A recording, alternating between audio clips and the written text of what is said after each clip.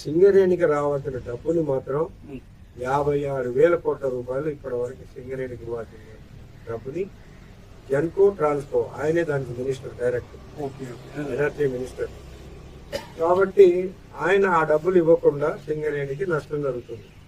ఇప్పుడు వాస్తవం చెప్పాలంటే సింగరేణిలో మైన్స్ లో చాలా చోట్ల చూస్తే సేఫ్టీకి సంబంధించినటువంటి వస్తువులు కూడా లేవు.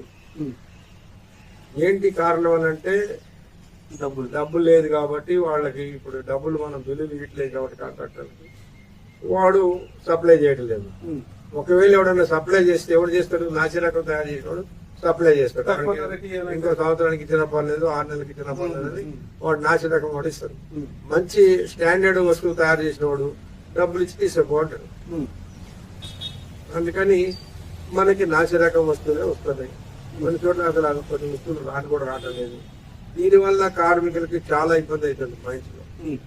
ఈవెన్ షూ, కార్మికులు వేసుకునే బూట్లు ఒకప్పుడు మేము బాటా షూ ఇవ్వాలని మేనేజ్మెంట్ ఒప్పించి ఇప్పించాం.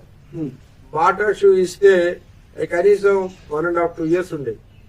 ఇప్పుడు వచ్చే షూ 2 నెలలు 3 నెలలు కూడా ఉండవు. ఏంటంటే బాటా షూ కంటే డబ్బులు ఎక్కువ. బాటా షూ వాడికి ముందే డబ్బులు కట్టాలి, వాడికి ముందు వద్దయ్యాడు.